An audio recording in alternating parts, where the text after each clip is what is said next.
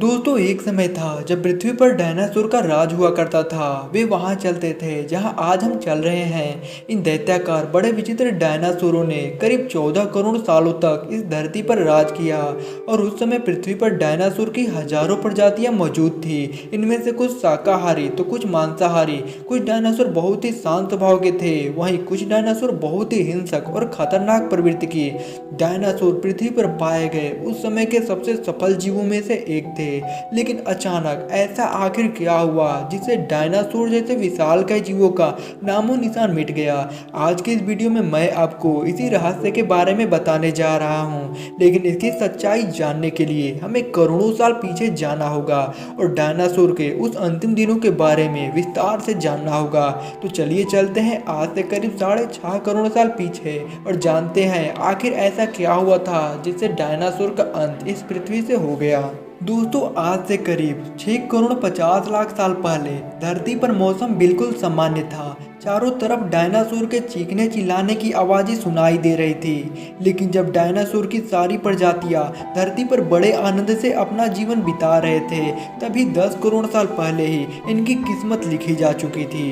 करीब 10 करोड़ साल पहले एक छोटा एस्टेरॉयड का टुकड़ा जो बहुत दूर अंतरिक्ष से आ रहा था, वह पृथ्वी से लगभग 20 करोड़ मील दूर मंगल और बृहस्पति के बीच बने क्षुद्र ग्रह में घूम रहे एक बड़े से एस्टेरॉयड से टकरा जाता है। इस भयंकर टकराव से वह बड़ा एस्टेरॉयड अपने पथ से विचलित हो जाता है, जिसके कारण वह एस्टेरॉयड क्षुद्र ग्रह से निकलकर सीधे पृथ्वी की ओर 22,000 मील प्रति घंटे की रफ्तार से बढ़ने लगता है। जब यह एस्टेरॉयड पृथ्वी से करीब 3,84,000 किलोमीटर की दूरी पर था, तब धरती से शायद डायनासोर का अंत ना हुआ होता यदि यह एस्टेरॉयड पृथ्वी के उपग्रह चंद्रमा से टकराता।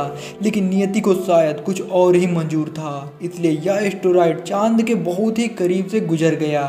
दोस्तों 40 किलोमीटर बड़ा यह एस्टेरॉयड हर सेकेंड पृथ्वी के नज़दीक बढ़ रहा था। जब यह एस्टेरॉयड पृथ्वी के एटमॉस्फेयर के संपर्क में आया तब इसकी रफ्तार बहुत ही ज़्यादा बढ़ गई और उस वक्त इसकी रफ्तार करीब 70,000 किलोमीटर पर आवर तक पहुंच गई।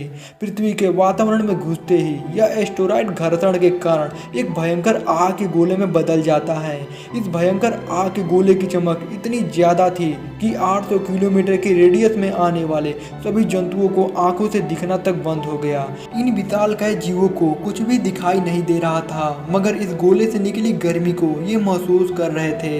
इस आग के गोले की रफ्तार इतनी ज्यादा थी कि इसने मात्र 4 मिनट में ही अटलांटिक महासागर को पार कर लिया और कुछ ही समय बाद यह गोला मैक्सिको की खाड़ी के पास जमीन से जा टकराता है और लगभग 35,000 डिग्री सेल्सियस की ऊर्जा वाला एक भयंकर विस्फोट होता है। इस टकराव का विस्फोट लगभग 10 हाइड्रोजन बम के विस्फोट के बराबर था। यह विस्फोट इतना शक्तिशाली था कि इसके टकराते ही धरती की लाखों टन धातु अंतरिक्ष में चली गई और इस टकराव वाली जगह पर करीब 180 किलोमीटर चौड़ा तथा 20 किलोमीटर गहरा गड्ढा बन गया। इस जगह पर मौजूद सारा मेटल और पत्थर आसमान में जाकर धूल के बड़े बादलों का रूप ले लिए और ये टक्कर इतनी भयानक थी कि इस वजह से भूकंप की तरंगें धरती के अंदर कई किलोमीटर गहराई तक चली गई। इस वजह से समुद्र की विशालकाय लहरों का निर्माण हुआ और एक के बाद एक सुनामी की लहरें चारों ओर बढ़ने लगी। भूकंप के कारण धरती पर मौजूद सभी सक्रिय ज्वालामुखी जागृत हो गए, जिसकी वजह से हर जगह पर डायनासोर और अन्य सारे जीवों का विनाश शुरू हो गया। अब धरती के महाविनाश की प्रक्रिया आरंभ हो चुका था। इस भयानक विस्फोट से रेडिएशन की मात्रा इतनी बढ़ गई कि इसके 800 किलोमीटर के दायरे में आने वाले सभी जीव पूरी तरह से जलकर भाप में बदल गए और उस वक्त चारों तरफ विस्फोट के अलावा मरते बिलखते जानवरों की चीखें सुनाई दे रही थी। इस महाविनाश में कुछ उड़ने वाले डायनासोरों ने जमीनी खतरों से तो अपने आप को बचा लिया था, लेकिन वे इस बात से अनजान थे कि यह तो महाप्रलय की अभी शुरुआत मात्र है। इस महाविस्फोट की वजह से जो लाखों टन मेटल, पत्थर और धूल के कण अंतरिक्ष में गए थे, वे ग्रेविटेशन फोर्स के कारण करीब 40 मिनट के बाद आग के गोलों के रूप में धरती पर बरसने लगे, जिस कारण सभी उड़ने वाले जीव इन आग के गोलों से हवा में ही खत्म हो गए। विस्फोट के 40 मिनट बाद पृथ्वी का वातावरण करीब 100 डिग्री सेल्सियस से भी ज्यादा गर्म हो गया, जिससे पेड़ पौधे और वनस्पति सहित सारे जीव जलकर खत्म हो गए।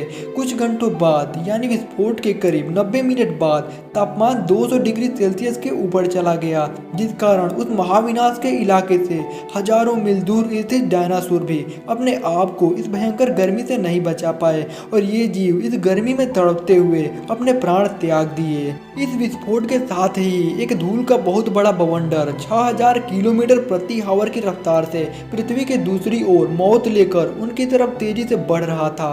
ये धूल के बादल कई किलोमीटर मोटे थे, जिस वजह से सूर्य की रोशनी धरती पर नहीं पहुंच पा रही थी और इन बादलों के कारण कई वर्षों तक सूरज की रोशनी धरती पर नहीं पहुंच पाई। सूरज की रोशनी धरती पर न आने के कारण पृथ्वी पर मौजूद सारे पेड़ पौधे सूखकर खत्म हो गए और धरती का हाल नरक के समान हो गया। इस महाप्रलय में लाखों जीवों ने अपने प्राणों की आहुति दी। कुछ क्षण पहले जहां सुंदर हंसता खेलता जीवों का झुंड था, वहीं कुछ समय बाद वह जगह उन जानवरों के लिए शमशान घाट में तब्दील हो गया। इस महाप्रलय से धरती से कुल 90% प्रजाति पूरी तरह से विलुप्त हो गई और मात्र 10% जीव ही बच पाए। इन 10% में भी सिर्फ वही जीव जिंदा रह सके जिनका वजन 25 किलोग्राम से कम था और ऐसा इसलिए हुआ क्योंकि महाप्रलय की वजह से धरती पर सभी मात्रा में वनस्पतियां और जीव नष्ट हो चुके थे, जिस कारण ये बड़े जानवर अपना पेट नहीं भर सकते थे और इस तरह डायनासोर का काल खत्म हो गया। लेकिन दोस्तों, ये महाविनाश छोटे जीवों के लिए वरदान की तरह साबित हुआ और ये वो प्रजाति थे मेमल्स यानी कि स्तनधारी जीव। इन्होंने खुद को इस महाविनाश से बचा लिया था। ये जीव अत्यंत गर्मी से बचने के लिए जमीन के अंदर रहने लगे और जिंदा रहने के लिए इन्होंने सब कुछ खाना शुरू कर दिया। धीरे धीरे अब धरती फिर से सामान्य होने लगी और फिर से नए नए पेड़ पौधे उगने लगे। धरती पर जो जीव बचे हुए थे उनसे अलग अलग प्रजाति के जीवों की उत्पत्ति हुई और पुनः हमारी पृथ्वी पर विभिन्न तरह के पेड़ पौधों के बीच विभिन्न तरह के जानवरों की आवाजें सुनाई देनी शुरू हो गई। दोस्तों, ये था डायनासोर के अंत की कहानी। लेकिन क्या आप जानते हैं कि डायनासोर जैसे विशालकाय जीवों की उत्पत्ति आखिर इस दुनिया में कैसे हुई और ये आए कहां से? इन सभी सवालों का जवाब हम अगले एपिसोड में जानेंगे। और यदि आप चाहते हैं कि हम अगला वीडियो जल्द से जल्द बनाए तो इस वीडियो पर 1000 से ज्यादा लाइक जरूर दीजिए। और अगर आप इस चैनल पर नए हैं तो हमारे चैनल को सब्सक्राइब कर नोटिफिकेशन बेल आइकन को जरूर दबाएं।